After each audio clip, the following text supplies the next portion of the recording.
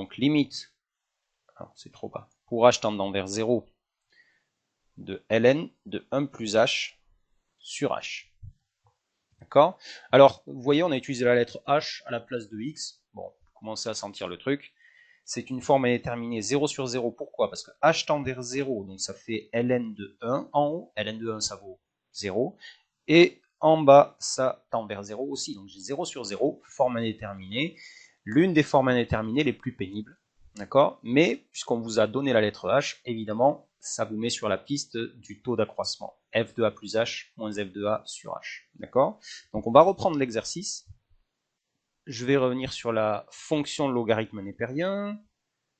Ln' de x, c'est 1 sur x. D'accord? Donc, Ln' de 1, c'est 1 sur 1, c'est-à-dire 1. Le nombre dérivé en a. Donc, Ln' de x égale 1 sur x, donc Ln' de 1, c'est 1 sur 1, c'est-à-dire 1. Le nombre dérivé en 1, le nombre dérivé de la fonction ln en 1, il vaut 1. D'accord? C'est ça que la première question vous demandait de faire.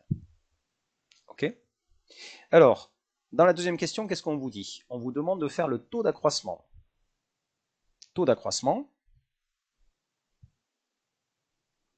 c'est cette formule-là de définition fondamentale de la dérivée qu'on va écrire en écrivant f de a plus h moins f de a sur h. Et ce taux d'accroissement de la fonction ln entre 1 et 1 plus h, ça vous donne ln de 1 plus h moins ln de 1 sur h. C'est ça le taux d'accroissement entre 1 et 1 plus h. Est-ce que ça va tout le monde? Oui? Voilà. Et ln de 1, je vous rappelle que ln de 1, ça vaut 0. Donc on se retrouve avec ln de 1 plus h sur h.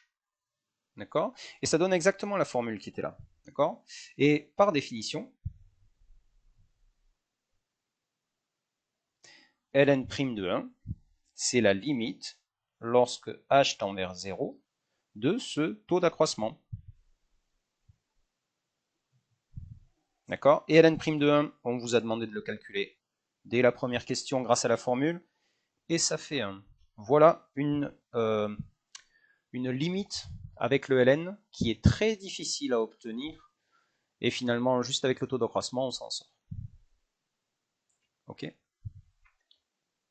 Alors la démo n'est pas forcément à connaître, mais il faut se rappeler de ces histoires de taux d'accroissement parce que ça arrive de temps en temps dans les sujets de bac.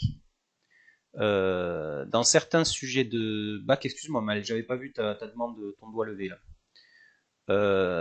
La démo n'est pas à connaître, mais comprendre que quand on vous parle de taux d'accroissement, c'est ce genre de raisonnement qu'il faut enchaîner. Et si on vous demande de calculer le nombre dérivé par une autre méthode, eh bien, vous allez utiliser la formule de la dérivée et l'appliquer en la valeur. Ah d'accord, bon, allez, c'est pas grave. Alors, Elena, comment on sait qu'il fallait utiliser le taux d'accroissement? Ce sera donné. D'accord? Si tu te retrouves dans une situation avec un 0 sur 0 et que rien ne marche, d'accord? Essaye de remplacer la lettre x par la lettre h et essaye de trouver une formule d'un taux d'accroissement d'une fonction f de a plus h moins f de a sur h.